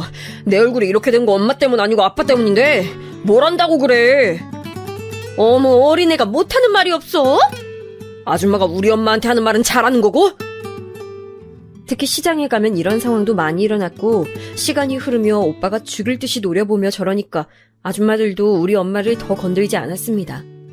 우리 가족은 나쁜 쪽으로 유명해졌고 엄마는 공장에서도 어울리지 못하셨어요. 그래도 오빠 덕분에 적어도 남들한테 맞거나 괴롭힘 당하진 않았습니다. 그래서 오빠의 엇나감은 어떻게 보면 오빠의 탓으로만 돌리기는 좀 그래요. 아빠는 빚도 많아서 사채업자들의 집에 찾아오기도 했었는데 오빠가 고등학교를 그만두며 깡패 집단에 들어간 뒤로는 사채업자들이 집으로 오지도 않았습니다. 물론 이 과정에서 저도 학교에서 친구들이나 모르는 사람들 혹은 선생님들이 대놓고 너희 아빤 집 나갔고 오빠는 깡패라며 이런 소리를 해서 진짜 많이 울기도 했어요. 깡패 동생이란 말을 제 이름보다 많이 들었을 거랍니다. 하지만 전 그래도 아빠는 원망해도 오빠는 차마 원망하지 못했습니다. 엄마도 그런 오빠의 인생이 너무 불쌍하다고 밖으로 나돌지 말고 집으로 오라고 했었죠. 그러다 제가 고등학생 때 선생님 중 한 명이 저를 건든 적이 있습니다. 워낙 중학생 때 많이 당해서 선생님들이 저한테 깡패 오빠다 뭐다 그런 말을 해도 타격이 없었는데 그날은 저도 이골이 났던 건지 사건이 일어났었죠. 야, 희선아, 너 그러다 너희 오빠처럼 인생 망칠래? 그렇게 사는 게 좋냐? 제가 무슨 잘못을 했거나 그런 것도 아니었고 단지 옆반 친구가 빌려간 교과서를 아직 돌려받지 못해서 수업 시간에 교과서가 없었던 건데 저런 말을 같은 반 친구들이 보는 앞에서 공개적으로 듣게 됐어요. 저는 그전까진 꾹 참았을 텐데 그날은 유난히 예민했고 또 하필 전날에 오빠가 또 입가에 상처를 입고 왔던 터라 그랬던 것 같습니다. 선생님이 뭔데 우리 오빠를 그렇게 말해요? 뭐? 너 미쳤어? 말버릇이 그게 뭐야? 선생님은 제 말에 잔뜩 화가 났는지 더 막말을 퍼붓기 시작했습니다. 그러면서 제 책가방을 바닥에 던지기도 했어요. 전 도저히 그 자리에서 그런 모욕적인 말을 듣는 것이 견딜 수가 없어 그대로 학교를 나와 집으로 돌아갔는데 하필 오빠가 집에 있었어요. 울면서 학교 끝날 시간도 아닌데 집에 오니까 오빠는 네가 왜 왔냐고 했고 무슨 정신인지 저는 오빠를 부여잡고 우리 인생이 왜 이러냐고 울었습니다. 오빠는 제 말을 듣더니 저를 끌고 학교로 돌아가 그 선생님에게 가서 말 그대로 교무실을 뒤엎었고 그 이후로는 학교에서 교장 선생님도 저를 건드리지 않았어요. 덕분에 더 아빠와 오빠를 들먹이며 저를 괴롭히는 사람이 아예 사라졌습니다. 그렇게 전 고등학교를 졸업하고 대학은 형편상 당연히 가지 못했어요. 그래서 졸업하고 공장에 들어가려 했더니 엄마가 반대하셨죠. 엄마는 제가 인생을 살면서 나이에 상관없이 할 수 있는 일을 구하라고 차라리 미용실을 추천하셨습니다. 그래서 저는 그냥 막무가내로 동네에 있던 미용실에 가서 처음엔 돈도 받지 않고 일을 하게 됐어요. 작은 동네라 미용실이 2개밖에 없었는데 하나는 우리 오빠 동창 엄마가 하던 가게라 제가 들어갔더니 쫓아내서 가지 못했고 나머지 하나는 그래도 제가 돈을 받지 않겠다고 하니까 일을 가르쳐 주셨습니다. 처음엔 청소만 했는데 그렇게 미용 자재를 구경하는 것으로 시작해서 3년 정도 일하니까 파마 정도는 능숙하게 할 수 있었어요. 그렇게 그 미용실에서 눈칫밥으로 뒤에서 힐끔 쳐다보며 기술을 익혔는데 지금 와서 하는 말인데 되게 힘들었습니다. 미용실이 한 손님이 와도 다 정성껏 상대해야 하는데 갓 고등학교를 졸업한 저한텐 그것부터가 곤욕이었죠. 그래도 미용실 영업이 끝나면 혼자 남아 청소하고 소품 정리를 다 하니까 원장님이 성실하다고 차츰 알려주셨어요. 그렇게 4년 정도 미용실에서 일한 뒤에 갑자기 원장님이 미용실을 접는다고 저에게 말했습니다. 친정 어머니가 아프셔서 아예 친정으로 내려가기로 했다고 원장님은 저에게 미용실 인수하는 것이 어떤지 물어보셨어요. 집에 가서 엄마와 상의했더니 엄마는 인수하자고 하셨습니다. 저도 3년째부턴 적지만 월급을 받고 있었고 엄마도 모아놓은 돈이 있어서 원장님에게 싼 값에 이어받게 됐어요. 엄마는 여전히 공장에 다니셨고 오빠는 깡패였는데 제가 미용실을 인수하고 얼마 지나지 않아 갑자기 집으로 여자 1명과 아이 1명을 데려왔습니다. 네 세연이 될 사람이다. 얜 조카야. 오빠, 갑자기 이게 뭐야? 아니 우리 집도 좁은데 너무 당황스럽잖아. 그럼 어떡하냐, 돈이 없는데. 나도 내 새끼 아닌 줄 알았는데 맞는 것 같아. 얼굴이 똑같아. 오빠는 말 그대로 갑자기 새언니와 갓난아기를 데리고 집으로 와서 같이 살기 시작했어요. 심지어 너무 뻔뻔하게 말해서 엄마와 저는 할 말을 잃었습니다. 새언니는 저보다 1살 많았고 도대체 어떻게 만났는지도 모릅니다. 그래도 나쁜 사람은 아니었고 저한텐 아가씨라는 호칭 대신 본명인 희선이라고 불렀어요. 호칭을 따질 집도 아니고 황당해서 그건 상관없었는데 신생아가 갑자기 집에 있으니까 적응하기 힘들었습니다. 오빠는 새언니와 조카를 데려왔으면 집에나 들어올 것이지 어딜 싸돌아다니는지 집에 들어오지도 않고 새언니는 조카를 봐야 하니 돈을 벌러 나갈 수도 없었죠. 결국 안 그래도 힘들게 살던 엄마와 전 식구가 늘어 더 고생해야 했어요. 무엇보다 신생아를 키우는 게 그렇게 힘든 일인 걸 전 그때 알게 됐는데 기저귀와 분유 비용이 기상천외할 정도로 비쌌습니다. 아이니까 당연히 토도하고 옷이 금방 더러워졌는데 집에선 한계가 있어 새언니는 아예 갓난아기를 데리고 제가 일하는 미용실에 와 있기도 했어요. 언니가 성격이 밝은 건 좋았는데 일하는 데 와서 아이는 울고 언니는 그런 아이를 보는 게 버거우니까 저한테 의지하고 너무 힘들었어요. 그래도 오빠가 데려온 사람들이니 최대한 맞춰주며 힘들게 살고 있었는데 우리 미용실 단골 손님 중 하나가 저에게 갑자기 남자 한 명을 소개해준다고 했습니다. 제 형편에 무슨 결혼이냐고 거절했는데 마침 옆에 있던 새언니와 단골 아줌마는 합세해서 저에게 꼭 받아보라고 하며 급기야 그 남자를 우리 미용실로 데려왔어요. 알고 봤더니 단골 아줌마의 친구의 친구 아들이었는데 저보다 2살 많았습니다. 머쓱하고 민망해하던 저와 달리 능글맞게 첫 만남인데도 웃으면서 대화를 이끄는 그 사람을 보고 새언니는 무조건 저 사람 잡으라고 난리를 쳤죠. 그 남자는 제가 마음에 들었는지 우리 미용실을 자주 찾았고 결국 우린 사귀게 됐습니다. 사귀면서 알게 된 사실은 남자친구는 바로 옆 동네에 살았고 아버지와 둘이 시장에서 채소 배달을 하고 있었어요. 이름은 제덕이었고 위로는 누나가 2명이 있었습니다. 제덕 씨는 소심한 저와 달리 호탕하고 당당했는데 그 모습이 되게 멋있어 보였어요. 그래서 저는 이런 사람이라면 결혼을 해도 괜찮겠다고 생각하게 됐습니다. 제덕 씨가 결혼하자며 저를 본인 집으로 데려갔는데 집안의 막내라 가족들이 되게 예뻐하는 게 느껴졌어요. 제 유일한 고향 친구인 하늘이가 누나 2명 이상인 집과는 결혼하는 게 아니라고 하며 말렸지만 전 좁은 집에서 갓난아기와 새언니와 같이 사는 것도 이미 이골이 난 상태라 거의 도망치듯 결혼 준비를 하게 됐습니다. 시부모님은 제가 미용실 일을 한다고 하니까 그래도 직업이 있다며 결혼 허락을 하셨어요. 그런데 저는 양가 인사도 마치고 상견례까지 했는데 예기치 못한 일이 일어났습니다. 그날은 힘들게 일하고 집으로 갔는데 현관문을 열자마자 전 이상한 분위기를 눈치챘어요. 일단 집안 대부분이 여자라 남자 신발은 오빠가 유일했는데 그 신발은 오빠의 것이 아닌 걸 단박에 알 수 있었죠. 설마 하는 마음으로 집에 들어갔더니 누가 있었는지 아세요? 눈치채신 분도 있으실 것 같은데 네, 맞아요. 아버지가 집에 와 있었어요. 제가 더 황당했던 건 아버지의 행색도 그랬지만 엄마의 표정이었습니다. 엄마는 집 나갔다 10년이 지나 돌아온 아버지가 반가웠는지 웃으면서 부엌에서 요리를 하고 있었어요. 안 그래도 없는 살림에 좁아터진 부엌에서 엄마는 뭘 만드는 건지 열심히 분주했죠. 새언니는 아기를 안고 저한테 쏙 오더니 희선아, 시아버지 맞지? 하며 물어보고 그렇게 믿을 수 없어 쳐다보는 저를 보고 아버지는 너무 태연하게 말했습니다. 딸, 오랜만이다.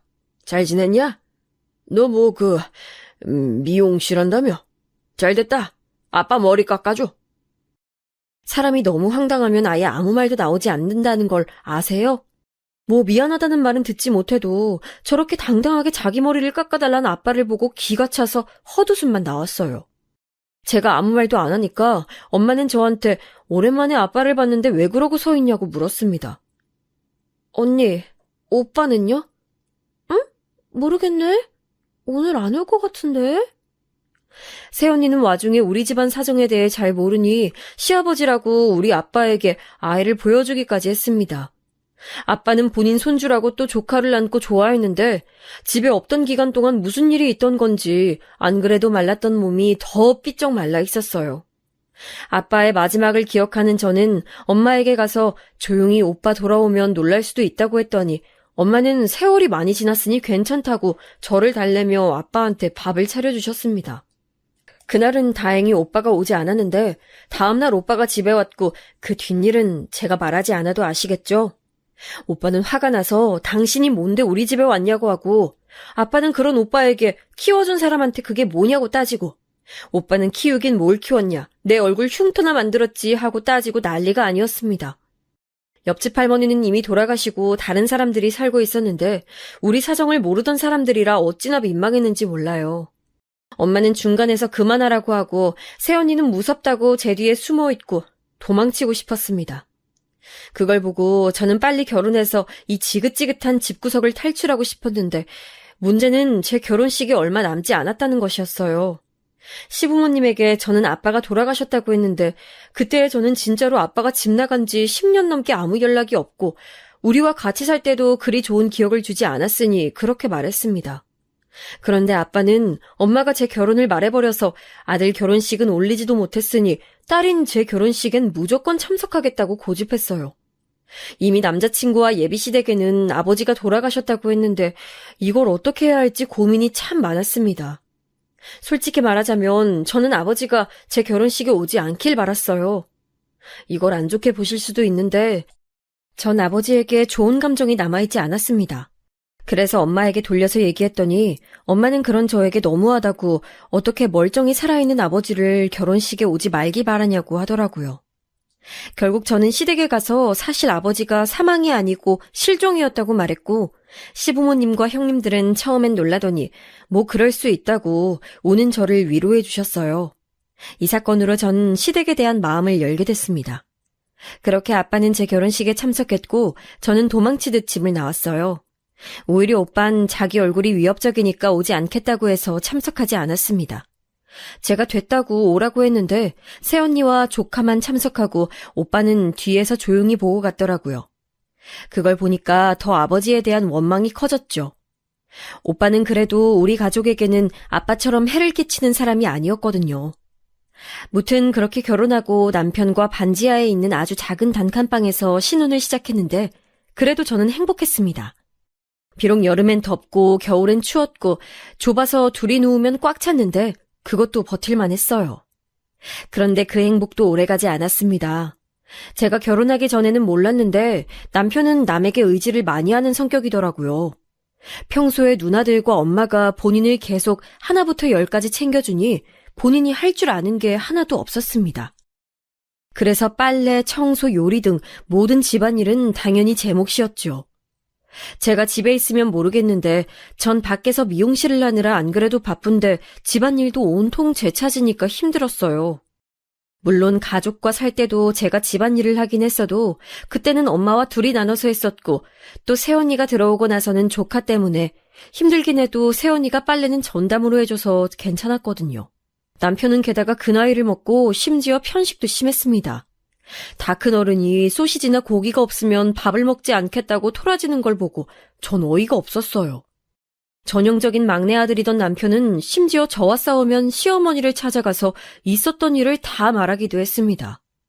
그럼 시어머니는 제 미용실을 찾아와서 그러지 말고 우리 아들에게 잘하라고 하고 저는 황당해하고 이런 일이 반복됐어요. 그래도 뭐 제가 선택한 일이니까 어쩔 수 없다고 생각했죠. 저는 그리고 이미 아버지와 오빠를 보고 자라서 저 정도는 그냥 귀여운 수준이었거든요. 그리고 제 고향 친구의 걱정과 달리 형님들과 시어머니는 저를 막 대놓고 괴롭히는 그런 시집살이는 없었습니다. 물론 저만 보면 본인 가족의 소중한 막내 아들에게 잘하라고 하긴 했는데 그냥 한 귀로 듣고 한 귀로 흘리면 될 수준이었죠. 특히 큰형님은 제 가정사를 듣고 그동안 고생 많았다고 반찬도 종종 가져다 주셨어요. 남편은 시아버지와 시장에서 채소 배달을 하니까 새벽에 나가는 경우가 많았는데 저와 완전히 생활 방식이 달랐습니다. 그래도 고기를 먹이고 잘 달래주면 나름 괜찮은 사람이라 그렇게 계속 결혼 생활을 지속했는데 1년이 지나고 저는 임신하게 됐어요. 고향 친구가 먼저 임신해서 아이를 낳았었는데 친구는 입덧이 전혀 없었다고 해서 저도 속으로 제발 입덧이 없길 빌었는데 불행하게도 저는 아주 심한 입덧을 겪었어요. 미용실은 결국 출산 전까지 닫기로 했고 집에서 힘들게 퇴교했는데 그래도 제가 임신했다고 친정에서 엄마와 새언니가 음식을 해서 찾아와줘서 고마웠죠. 그렇게 저는 첫째를 낳았는데 아들이었습니다. 아들을 낳으니 시댁에서 너무 좋아하셨는데 물론 우리 애를 예뻐해 주시는 건 좋았지만 제 아들의 엄마는 저잖아요. 그런데 마치 시어머니는 제 아이가 당신 아들인 것처럼 자꾸 행동해서 약간 곤란했어요. 그리고 무엇보다 우리 아들이 제 판박이라 데리고 나가면 어른들이 오히려 엄마와 똑같다고 혼자 낳았냐고 할 정도였는데 시어머니는 자꾸 본인 아들과 똑같다고 하셨습니다. 물론 아빠니까 아들과 닮을 수는 있는데 거기서 멈추지 않고 본인과 손자가 닮았다고 자기네 집안 자식이라 너무 좋다고 하시는데 기분이 좋진 않더라고요. 그전까진 시댁에서 저를 한 번도 거슬리게 한 적이 없었는데 아이를 낳고 기분 상하는 일이 많이 생겼습니다. 그래도 좋게 생각하고 아이를 키웠는데 새언니와 조카가 집에 왔을 때 신생아를 돌봤던 경험이 있어서 그래도 나름 잘 돌봤어요. 아이가 100일 지나고 저는 미용실에 아이를 업고 나가 일을 시작했습니다. 다들 더 쉬다 오지 왜 나왔냐 하는데 돈을 많이 벌어야 하는 상황이었어요. 아빠가 집에 돌아오고 역시나 또 잠잠하다 싶더니 도박에 손을 댔고 그걸로 오빠와 싸우다 결국 오빠가 새언니와 조카를 데리고 집을 나갔거든요. 절대 조용한 날이 없는 우리 친정이죠. 엄마는 미용실에 와서 하소연하고 새언니도 절 찾아오고 저는 뒤에는 아기를 업고 귀로는 하소연을 들으며 손님들의 비위를 맞추며 일을 했습니다. 아이도 있으니 목돈을 모아 이사 가려고 열심히 일하던 어느 날 미용실로 오빠가 찾아왔어요. 오빠, 무슨 일이야? 좀 와서 도우라 해도 들은 척도 안 하던 사람이. 돈 빌려줘. 맡겨놨냐? 뭔 소리야. 아니 진짜 왜 내 얼굴만 보면 다 돈 달래? 내가 너한테 돈 빌려달라는 건 처음이잖아. 왜 소리를 질러? 아니 하다 이제 동생한테 돈을 빌려가? 오빠는 인사도 하지 않은 채 저에게 돈을 빌려달라고 윽박지르기 시작했습니다. 파마하던 손님은 오빠의 얼굴을 보고 흠칫 놀란 채로 굳어있길래 일단 소파에 앉아있으라 하고 손님에게 최대한 친절하게 파마를 해주고 내보냈어요. 문을 잠시 잠그고 무슨 일이냐고 물었더니 오빠는 안 그래도 덩치도 크고 위협적인 대머리 얼굴로 저에게 진지하게 말했습니다. 만수가 아파. 병원 갔더니 수술해야 한다잖아. 근데 내가 망할 아버지 때문에 집에서 나오느라 모은 돈을 다 썼어. 만수는 우리 조카 이름인데 다행히 불치병이나 암 같은 큰 병은 아니었고 친구들과 놀다가 다리를 다쳤다고 했어요. 마음 같아선 당연히 오빠에게 돈을 주고 싶었지만 들어보니 큰 돈이라 그걸 빌려주면 이사를 또 미뤄야 하는 상황이었습니다. 그래도 가족이 뭔지 저는 결국 남편 몰래 모으고 있던 돈을 오빠에게 빌려줬어요. 오빠는 다행히 갚겠다고 한 날에 바로 갚았고 그 돈으로 조금 늦게 이사를 하려 준비 중이었는데 이사 직전에 한 가지 나쁜 소식이 들어왔습니다. 바로 시아버지가 돌아가시게 됐어요. 새벽에 배송 때문에 운전하다 교통사고가 크게 나서 그 자리에서 돌아가셨습니다. 당연히 시댁은 난리가 났고 남편은 이 사건을 계기로 다시는 운전하지 못하게 됐어요. 시아버지가 우리 아버지와 달리 가정에 충실한 편이셨는데 그래서 그런지 시댁 식구들은 좀처럼 일상으로 돌아오지 못했습니다. 남편도 하던 배송 일을 하지 못하겠다고 그대로 그만두고 시어머니는 속상한 마음에 잠도 오지 않는다고 우리 집으로 찾아올 정도였죠. 옳게 이런 말이 달갑진 않을 거 아는데 우리 엄마랑 같이 살면 안 될까? 어차피 이사 간다며 집도 넓어진 김에 엄마 모시고 살아줘. 그래, 엄마도 지금 아버지 돌아가시고 너무 적적하고 외로우실 텐데 올케가 좀 도와줘. 혁이도 엄마가 봐주시고 얼마나 좋아? 아이 너무 나쁘게 받아들이지 말고, 응? 형님들은 미용실로 찾아와서 시어머니를 모시라고 했어요. 혁이는 우리 아들 이름인데 시어머니가 혁이를 많이 좋아하긴 했지만 전 제가 우리 아들을 충분히 볼 수 있었습니다. 어차피 우리 미용실이 대형 미용실도 전혀 아니고 작은 동네 미용실이고 또 단골 손님들이 많아 아기를 데리고 있어도 됐거든요. 어차피 곧 있으면 어린이집도 보낼 생각이었고요. 근데 형님들은 이사 가면 집이 넓어지니까 시어머니와 같이 살길 바랐고 심지어 시어머니 본인과 남편도 동의했어요. 자기들끼리 이미 말을 맞추고 저에겐 통보만 한 거랍니다. 황당했는데 그때 남편이 집에서도 종일 울고만 있고 일도 하지 않아서 저는 시어머니와 같이 있으면 좀 상황이 나아질 줄 알고 합가를 하게 됐어요. 그게 완벽한 제 착각이라는 것은 바로 합가하고 한 달 만에 알 수 있었죠. 시어머니와 따로 살아서 몰랐었는데 시어머니는 잔소리가 매우 심한 편이었습니다. 전 일하니까 상대적으로 집에 있는 가정주부처럼 집안일을 하지 못하는데 시어머니가 그런 제 살림이 마음에 안 드셨나 봐요. 아니 아가, 이걸 이렇게 하면 어떡하니? 네? 그거 이따 제가 퇴근하고 할게요. 그냥 두세요. 이걸 어떻게 그냥 두니? 아유, 나보고 하라는 거지? 시어머니는 출근 준비하느라 바쁜 저에게 잔소리하며 핀잔을 주셨는데 당연히 듣기가 싫었어요. 그래도 남편이 시어머니가 옆에 있으니까 예전처럼 집에서 울고만 있진 않아 다행이었습니다. 시아버지의 죽음은 저도 당연히 안타깝게 생각하는데 남편은 유독 거기서 빠져나오질 못했어요. 일하는 게 무섭다고 집 밖으로 나갈 생각도 하지 않았는데 고향 친구는 그런 남편을 보며 그게 다 제가 돈을 벌어오니까 마음이 편해서 그렇다고 하더라고요. 제가 남편에게 답답해서 일할 생각은 없냐고 하면 지금 본인을 무시하는 거냐고 화를 내기도 했죠. 심지어 그런 남편은 제가 그렇게 싫어하던 우리 친정아버지와 비슷해졌는데 바로 도박에 빠졌습니다. 이쯤 되니까 도박에 무슨 매력이 있길래 그렇게 남자들이 도박에 빠지는 건지 궁금할 지경이었어요. 힘들게 일해서 벌어온 돈으로 자꾸 도박하고 돈을 잃으니 전 예전에 엄마가 하셨던 것처럼 옷장 구석에 돈을 숨겨놨는데 그걸 또 찾아내서 도박하러 나가더라고요. 화가 나서 따지면 시어머니는 심지어 뭐라고 하셨는지 아세요? 아버지 잃고 힘든 애한테 도대체 왜 그러니? 돈 받다고 유세 떠는 거야? 시어머니가 저렇게 말하면 남편은 또 슬픈 표정을 하며 눈물까지 보였습니다. 뭘 잘했다고 우는 건지 그런 모습을 보며 얼마나 답답했는지 몰라요. 심지어 시어머니는 아이가 크면서 칭얼거리니까 보는 게 힘들었는지 아이를 데리고 미용실에 자주 찾아왔습니다.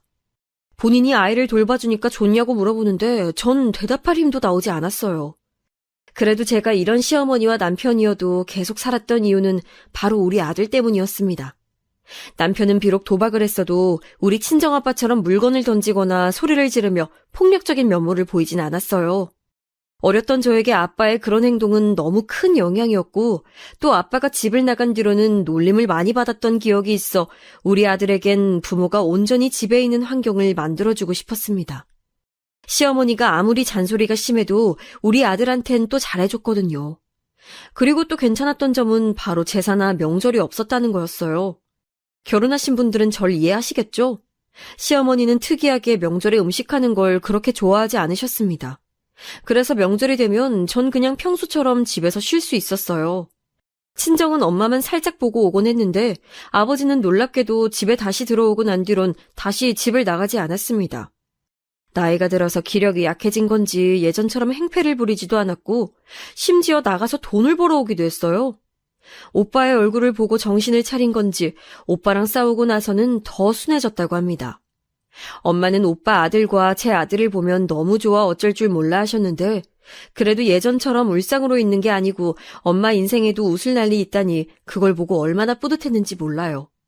그렇게 제 인생에도 드디어 평화가 찾아오나 싶었는데 남편과 시어머니가 그걸 가만두지 않았죠.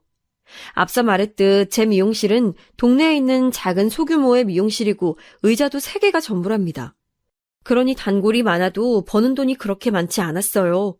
종일 손님들을 상대하며 서 있는 게 결코 쉬운 일이 아닌데 그렇게 열심히 벌어서 돈을 모아도 남편이 자꾸 그 돈을 빼내서 도박하니까 전 미용실에 돈을 숨겨놨었습니다. 그런데 남편은 제가 예전처럼 돈을 주지 않으니까 미용실까지 찾아와서 돈을 달라고 하더라고요. 동네 창피하게 직장도 없는 남편이 제 미용실까지 와서 돈을 달라는 걸 차마 눈 뜨고 볼 수가 없었습니다. 제발 나가서 무슨 일이라도 해봐. 막노동이라도 하면 안 되겠어? 어머님도 같이 사는데 나 혼자 너무 힘들어. 지금 나한테 눈치 주는 거야? 당신이 돈 벌면 다야? 남편과 부부싸움도 점점 늘어났고 시어머니는 그럴 때마다 우리에게 와서 서로 이해하고 살아야 한다며 저에게 남편에게 눈치를 주지 말라고 했어요. 한숨이 나왔지만 그래도 제가 뭐라 하니까 남편이 눈치가 보였는지 집에서 집안일을 조금씩 하기 시작해서 제가 조금 숨통이 트였습니다. 그때부터 혹시 모를 나중을 대비해서 돈을 진짜 죽어라 모았어요. 남편과 시어머니 용돈을 제외하고 최대한 아낄 수 있을 만큼 아껴서 통장에 돈을 차곡차곡 모으니까 모으는 재미도 있었습니다. 친정도 못 사는 건 마찬가지였지만 그래도 제가 시어머니와 힘들게 사는 걸 아니까 돈을 달라고 막무가내로 찾아오거나 그러진 않았어요. 일부러 미용실 운영 시간도 늘려서 아침에 빨리 가고 더 늦게 퇴근하며 돈을 3천만 원을 만들게 됐습니다. 그 돈이 있다는 사실은 진짜 그 누구에게도 알리지 않고 혼자만 알고 있었는데 시어머니가 어느 날 미용실 문을 닫기 전에 혼자 저를 찾아오셨어요. 어머니, 무슨 일이세요? 저 지금 바로 집에 가려고 했어요. 조금만 기다리시지. 아니, 며느라. 아유, 한 번만 도와주렴. 아유, 어떡하니? 무슨 일 있으세요? 왜 그러세요? 말씀하세요. 아니, 혹시 돈 모아둔 거 있니?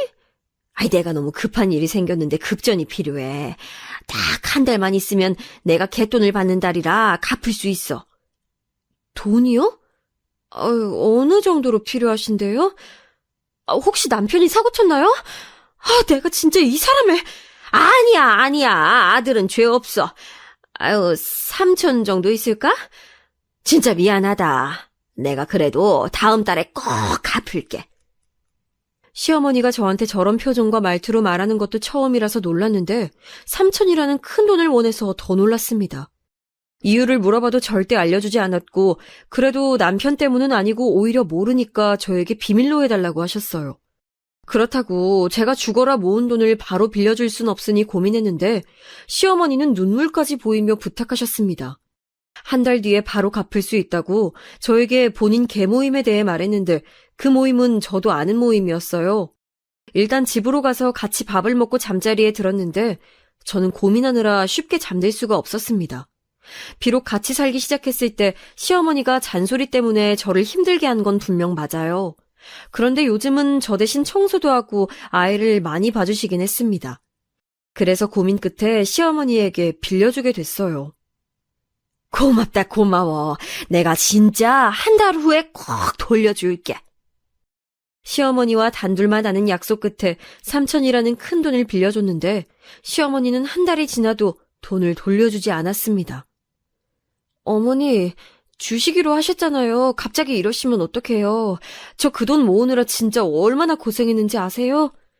아유, 넌 직업도 있잖아. 다시 모으면 되는 거 아니야? 안 그래도 머리 아픈데 왜 그래? 3만 원도 아니고 3천만 원인데 그 돈을 그냥 가져가시면 어떡해요. 제가 밥도 제 시간에 못 먹고 잠도 줄여가면서 죽어라 일해서 번 돈이라고요.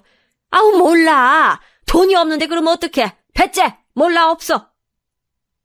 진짜 아무리 제가 웬만한 일에 화를 내지 않아도 이건 아니지 않을까요, 여러분? 결국 남편에게 시어머니가 돈을 빌려가서 돌려주지 않는다고 말하게 됐습니다. 남편도 나서서 왜 그러냐고 돈을 돌려달라고 했는데 시어머니는 끝까지 돈이 없다고 거절했어요. 형님들에게도 알리니까 형님들은 오히려 그 돈이 뭐라고 시어머니에게 그난리를 치냐며 저한테 오히려 뭐라 했습니다. 시어머니와 돈 때문에 다툼이 잦아졌고 결국 시어머니는 작은 형님네 집으로 도망치듯 집까지 나갔어요. 어차피 우리 집이고 나갔으니 속은 시원했지만 제 돈은 돌려받지 못한다는 사실 때문에 이러다가도 눈앞이 깜깜해지고 속이 콱 막히는 기분이 들었습니다. 작은 형님은 분식집을 하고 있었는데 저에게 미용실을 잠깐 닫고 오라고 연락을 하더라고요. 올케, 나도 올케가 화난 건 알겠어. 그런데 우린 가족이잖아. 서로 돕고 사는 거지. 안 그래? 사람이 살다 보면 이런 일도 있고 저런 일도 있는 거야. 아니, 제가 죽어라 번 돈이에요. 남편이 돈을 못 벌어서 제가 밖에서 잠자는 시간 제외하고 일해서 번 3천이잖아요. 미용실에서 종일 서서 번 돈인데 어떻게 그러세요? 그리고 어머님이 분명히 저 돌려준다고 했어요. 그 돈 사실 나 때문이라고. 그만해. 빚이 많은 걸 어떡해. 당장 사채업자가 찾아오게 생겼는데 그럼 어떡하라고. 너도 남편이 도박하니까 내 말 무슨 뜻인지 알잖아. 이럴 때 돕고 사는 거야. 뭐라고요? 형님 때문이라고요? 아니, 왜 그런 말씀을 안 하신 거예요? 작은 형님은 사실을 말해줬는데 바로 진짜 본인 빚을 갚으려고 저에게 의도적으로 돈을 가져간 거였어요. 시어머니가 먼저 작은 형님에게 제가 분명히 모아둔 돈이 있을 거라고 하면서 자기가 책임지고 빌려오기로 했다는 겁니다. 이걸 저에게 사실대로 말하며 그냥 가족이니까 이해하라고 웃으면서 말하는데 제 속은 뒤집혔어요. 남편에게 말했더니 남편도 어이가 없었는지 자기 누나를 찾아가서 따졌는데 들은 척도 하지 않았죠. 비록 남편이 제 돈으로 도박한 적은 있어도 저렇게 큰 돈을 가져간 적은 없었거든요. 제 남편도 안 그러는데 도대체 시어머니와 시누이는 무슨 생각이었는지 모르겠습니다. 너무 괘씸한 마음에 시어머니를 평생 모시지 않겠다고 하니까 작은 형님은 그럼 그 조건으로 돈을 돌려받지 말라고 하더라고요. 억지도 이런 억지가 있을 수 있을까요? 전 이 일로 머리가 너무 아파서 편두통 약도 먹고 잠을 잘 수도 없었습니다. 한밤중에도 억울함에 깨서 운 적도 많았죠. 나중엔 제가 분식집 앞에 얼굴만 보여도 작은 형님은 본인 남편을 앞세워 저를 돌려보냈습니다.